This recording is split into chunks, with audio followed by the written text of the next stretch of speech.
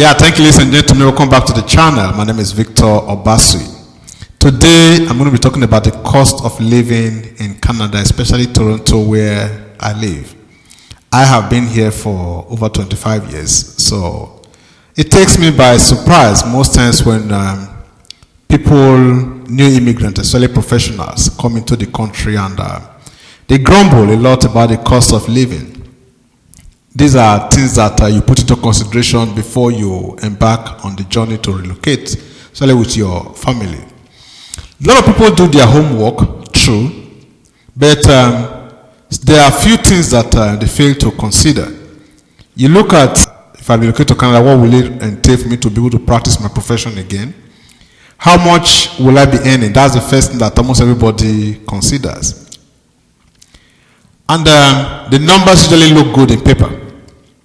Oh, as a doctor, you probably make 150, 200, or $250,000, and or maybe more. True. As a lawyer, you could make very good income. True. One thing that most people forget, especially as far as Canada is concerned, is the taxes. Canadian taxes is a killer. If you make upwards of $250,000 per year, which a lot of professionals could fall into that bracket, your taxes, you're looking at over 42% in taxes. So the person that's making $180,000 per year, who is in the 33% tax bracket, both of you might end up taking the take home, might probably almost the same at the end of the year, surprisingly. And that's a big shock to a lot of people. People tell you, we pay taxes back home. But they come here and realize that the taxes you pay back home is peanuts compared to what you pay here. The good thing, you have all the, you have free health care, security is good, you have good roads, power and everything is stable. But there's nothing that is really free here. The good roads you enjoy, the amenities you enjoy, and most importantly, the free health care is paid for from your taxes. Unfortunately, there is nothing much you can do about these taxes. If you don't pay it, you go to jail. And they don't let it accumulate. So at the end of every year, you have to pay your taxes. You need to remit it. Whether you can, if you earn over $250,000 per year, surprisingly, you can end up paying $50,000 to $70,000 in taxes, or even more, depending on how good your accountant is. Or if you have other businesses that helps you write off taxes, you may be lucky enough to end up paying about $50,000 or $60,000. But other than that, you're probably looking at 70 or a little above that. So some people get frustrated that, okay, what am I really working for if I'm going to be paying all this amount in taxes? Unfortunately, you cannot change it. That's the way the system is. So, and that's why I said, if you have risen to the point back home where you can afford a lot of luxuries legally, then you really have to think about it if it is worth making the trip or not. Accommodation. A one-bedroom apartment will probably cost you $800 to almost $1,000, depending on where the location that you decide to stay.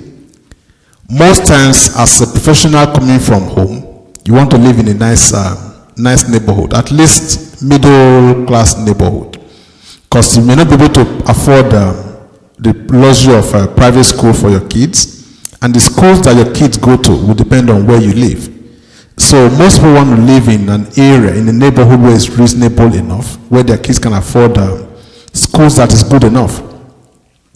You cannot live in one area and send your kids to school in a different area. Most times they won't allow it.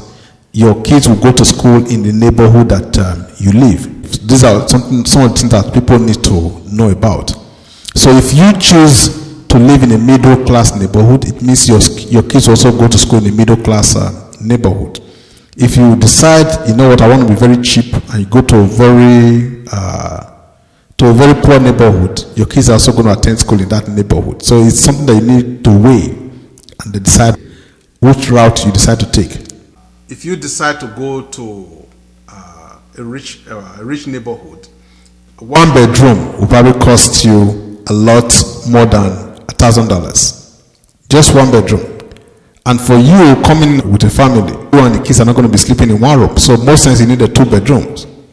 If you need 2 bedrooms, you're looking at about $1,200 or above per month. So at the initial stage where you're still trying to find your feet, you have to be sure that this amount will be there constantly. Because if you're relocating as an immigrant, you're not going to be qualified for welfare benefits. If you don't have welfare subsidies, it means every money that's coming out, all the bills will have to be paid from your pocket.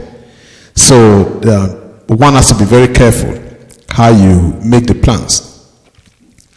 Then, healthcare is also not cheap. If you don't have healthcare benefit, to go see the doctor will cost you at least $100 just to go and see the doctor.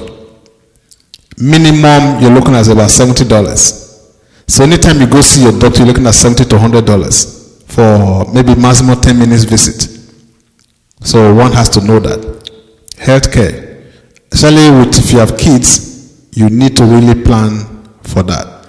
But if you're coming in and you're coming as a permanent resident, then at least you know you're going to get free healthcare. Cost of transport.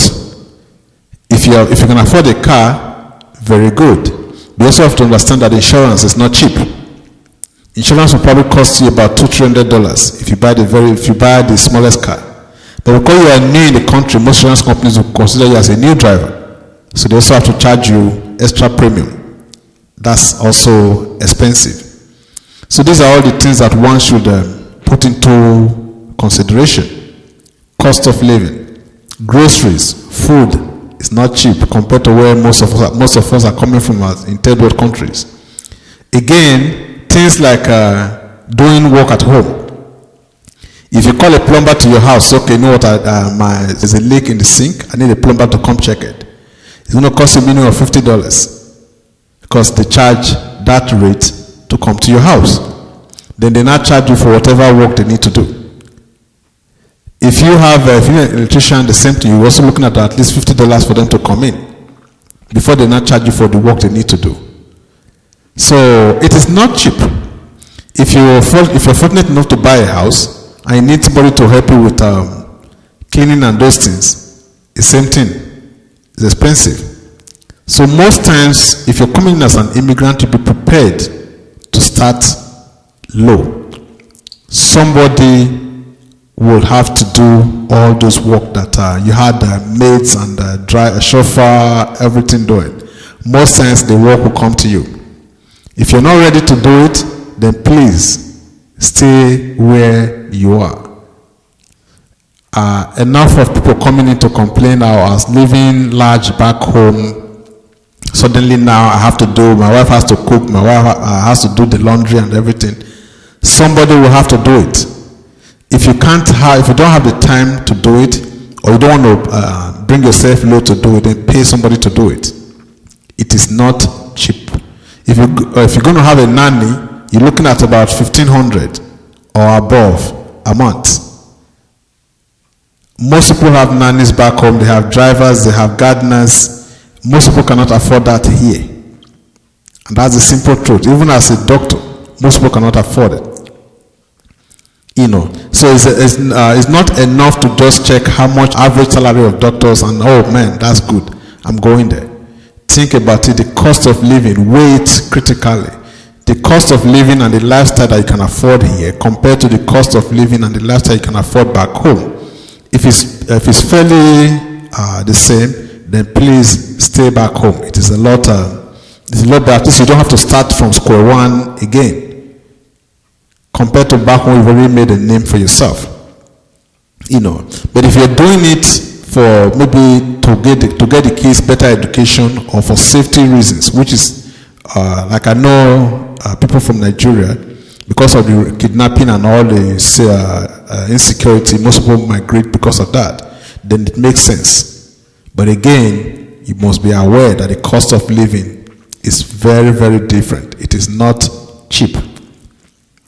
What you take home at the end of the day here, compared to what you're going to take home back home, after the taxes are very different. It's not just how much will I be making as a doctor, how much will I be making as a lawyer, but check the total cost of living here and the cost of living where you are.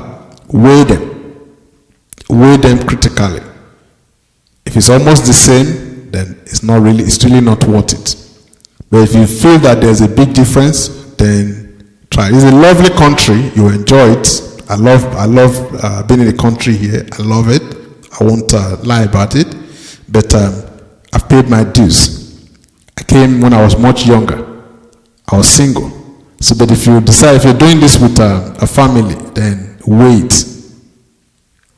Coming in as a single person, no big deal. Even if you don't have the money is not enough, you can still manage.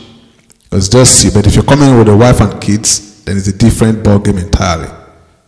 So thank you guys. I hope you take 1 or 2 cues from this. Taxes in Canada is a killer. No matter how much you make, the taxes are always going to be, and it's always going to be high. And the higher you go, the more your tax bracket. So 42% taxes means if you're working the whole week, almost 30% of what you worked, of the hours that you worked that week, is just for taxes. Thank you guys, and I appreciate you all. If you have any comments, leave them for me in the comment section. I really would like to hear from you guys. Thank you.